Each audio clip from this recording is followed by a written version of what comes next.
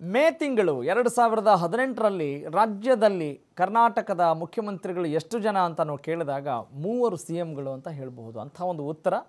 ಒಂದು ಕ್ಯೂರಿಯಾಸಿಟಿ ಮತ್ತು ಸ್ವಾರಸ್ಯಕರವಾಗಿದೆ 3 ಸಿಎಂಗಳನ್ನು ಕಂಡಿರುವಂತ ಒಂದು ತಿಂಗಳು ಅದು 2018ರ ಮೇ ಸಿದ್ದರಾಮಯ್ಯ ಆಡಳಿತಾವಧಿ ಮುಗಿಸಿದ ಬಳಿಕ ಅತಂತ್ರ ಫಲಿತಾಂಶದಿಂದ ರಾಜಕೀಯ ವಲಯದಲ್ಲಿ ಅಲ್ಲೋಲ ಕಲ್ಲೋಲವೇ ನಡೆದು ಹೋಯಿತು 104 ಸ್ಥಾನಗಳನ್ನು ಗಳಿಸಿದಂತ ಬಿಜೆಪಿ ಅಧಿಕಾರ ಹಿಡಿದು 3 ದಿನಕ್ಕೆ ಮುಗ್ಗರಿಸಿತು ಸದ್ಯ ಕಾಂಗ್ರೆಸ್ ಜೆಡಿಎಸ್ ಮೈತ್ರಿ ಸರ್ಕಾರದಲ್ಲಿ ಎಚ್.ಡಿ. ಕುಮಾರಸ್ವಾಮಿ ಸಿಎಂ ಆಗಿ ಪಟ್ಟಕ್ಕೇರಿದ್ದಾರೆ ಸಿಎಂಗೆ ಮತದಾರರು ಪ್ರಶ್ನೆ ಕೇಳ್ತಾ ಇದ್ದಾರೆ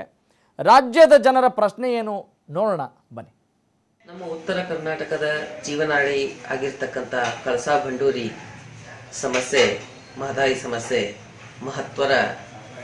ನಿಲುವನ್ನು ತೆಗೆದುಕೊಳ್ಳತಕ್ಕಂಥ ಸರ್ಕಾರದ ಯಾವುದೇ ಕೆಲಸ ಆಗ್ತಾ ಇಲ್ಲ ಇದರಿಂದ ನಮ್ಮ ರೈತ ಕುಟುಂಬ ರೈತ ಸಮಾಜ ಸಾಕಷ್ಟು ಸಂಕಷ್ಟದಲ್ಲಿ ಸಿಕ್ಕಿದೆ ಮೊದಲನೇದಾಗಿ ಕುಮಾರಸ್ವಾಮಿ ಅವರಿಗೆ ಅಭಿನಂದನೆಗಳು ಅವರು ಎಲ್ಲ ರೈತರ ಸಾಲ ಸಂಪೂರ್ಣ ಮನ್ನಾ ಮಾಡಬೇಕು ನಮ್ಮಂಥ ನಿರುದ್ಯೋಗಿಗಳಿಗೆ ಉದ್ಯೋಗ ಅವಕಾಶ ಕಲ್ಪಿಸಿಕೊಡ್ಬೇಕಂತ ಕೇಳ್ಕೊತೇನೆ ಸರ್ ಉತ್ತರ ಕರ್ನಾಟಕದ ಸಮಸ್ಯೆ ಅಂದರೆ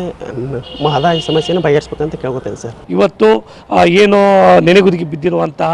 ಏರ್ಪೋರ್ಟ್ ಇರ್ಬೋದು ಕಾರ್ಖಾನೆಗಳಿರ್ಬೋದು ಶುಗರ್ ಫ್ಯಾಕ್ಟ್ರಿ ಇರ್ಬೋದು ಇದ್ರ ಮುಖಾಂತರ ಸಾವಿರಾರು ಯುವಕರಿಗೆ ಕೈಗಳಿಗೆ ಉದ್ಯೋಗ ಕೊಟ್ಟಂಗಾಗುತ್ತೆ ಹೊಸ ಹೊಸ ಉದ್ಯೋಗಗಳ ಭರವಸೆಯನ್ನು ಕೊಟ್ಟಿದ್ದಾರೆ ಅವರ ಪ್ರಣಾಳಿಕೆಯಲ್ಲಿ ಅದನ್ನು ಕೊಡಬೇಕು ಅಂತ ನಾವು ಇವತ್ತು ಒತ್ತಾಯವನ್ನು ಮಾಡೋದ್ರ ಜೊತೆಗೆ ಅವ್ರು ಏನು ಪ್ರಣಾಳಿಕೆಯಲ್ಲಿ ಕೊಟ್ಟಿದ್ರು ಪಿಂಚಣಿ ವ್ಯವಸ್ಥೆಯಲ್ಲಿ ನಾವು ಹೆಚ್ಚಳವನ್ನು ಮಾಡ್ತೀವಿ ಅಂದಿದ್ರು ನಿಜಕ್ಕೂ ಸಹ ಅಂತಹ ಸಾಮಾಜಿಕ ಕಳಕಳಿ ಇರುವಂತಹ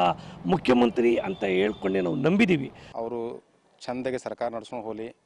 ಮತ್ತು ನಮ್ಮ ಬೇಡಿಕೆಗಳನ್ನು ಈಡೇರಿಸಲಿ ಎಲ್ಲ ಜನಸಾಮಾನ್ಯರದಾಗಲಿ ಇವತ್ತು ರೈತರದಾಗಲಿ ಉದ್ಯೋಗ ಬಿಸ್ನೆಸ್ ಮಾಡ್ತಕ್ಕಂಥರಾಗಲಿ ಆಗಲಿ ಅಂತ ನಮ್ಮ ಒಂದು ಅನಿಸಿಕೆ ಏನು ನಿರೀಕ್ಷೆ ಇಲ್ಲ ನಮ್ಮಂಥವ್ರಿಗೆ ಎಲ್ರಿಗೂ ಚಲೋ ಆಗೈತಿ ಒಳ್ಳೆಯದು ಆಗೈತಿ ಬಟ್ ಏನು ರೈತದ್ದು ಒಂದು ಸ್ವಲ್ಪ ಏನಾರು ಒಂದು ಸ್ವಲ್ಪ ಆಶ್ವಾಸನೆ ಮನ್ನಾ ಮಾಡ್ರೆ ಅದು ಉಪಯೋಗ ಯಾಕಂದ್ರೆ ಮೊದಲ ಹಿಂದಿನ ಸಿ ಎಮ್ ಇದನ್ನು 1 ಲಕ್ಷ ಇದು ಮಾಡಿರೋ ಘೋಷಣೆ ಕುಮಾರಸ್ವಾಮಿಯನ್ನು ಮನವಿ ಮಾಡ್ತಾನೆ ಈಗ ನಿರುದ್ಯೋಗ ಸಮಸ್ಯೆ ಸಾಕಷ್ಟು ಇದೆ ವಿದ್ಯಾರ್ಥಿಗಳ ಪಾಸ್ ಆಗ್ಬೋದು ಮತ್ತು ಅವರಾಗಲೇ ಈಗಾಗಲೇ ವಯಸ್ಸಾದವರಿಗೆ ಹಣವನ್ನು ಕೊಡ್ತೀವಿ ಸುಮಾರು 4,000 5,000 ಅಂತ ಹೇಳಿದರೆ ಅದನ್ನು ಆಗಲಿ ಸಾಲ ಮನ್ನಾ ಆಗಲಿ ಇದು ಎಲ್ಲನೂ ಎರಡು ಪಕ್ಷಗಳನ್ನು ಗಣನೆಗೆ ತಗೊಂಡು ಯಾಕಂತಂದರೆ ಸಮ್ಮಿಶ್ರ ಸರ್ಕಾರದಿಂದ ಗಣನೆಗೆ ತಗೊಂಡು ಮಾಡಬೇಕು ಬಿಡುಗಡೆ ಮಾಡಿರುವಂತಹ ಪ್ರತಿಯೊಂದು ಅಂಗವಿಕಲರಿಗಾಗಲಿ ಮಹಿಳೆಯರಿಗಾಗಲಿ ರೈತರಿಗಾಗಲಿ ಇವೆಲ್ಲ ಆಶ್ವಾಸನೆಗಳನ್ನು ಈಡೇರಿಸಿದರೆ ಇದು ಪ್ರಜಾತಂತ್ರದ ಒಂದು ಮೂಲ ಮಂತ್ರ ಅಥವಾ ಅವ್ರ ಪಕ್ಷಕ್ಕೆ ಒಂದು ಇರುವಂತಹ ದೃಢ ಶಕ್ತಿ ಅಂತ ಹೇಳ್ಬೋದು ಇವೆಲ್ಲ ಈಡೇರಿಸಿದರೆ ಸಮಾಜದಾಗ ಅವ್ರಿಗೆ ಮುಂದೆ ಬೆಲೆ ಇರುತ್ತದೆ ಸನ್ಮಾನ್ಯ ಮುಖ್ಯಮಂತ್ರಿಗಳು ಮಾಡಬೇಕಾದದ್ದು ಏನಪ್ಪ ಅಂತಂದ್ರೆ ಈ ಹಿಂದೆ ಎಲ್ಲ ಸರ್ಕಾರಗಳು ಸುಳ್ಳು ಹೇಳ್ಕೋತ ಆಶ್ವಾಸನೆ ಕೊಡ್ಕೋತ ಹೋಗಿದ್ದಾರೆ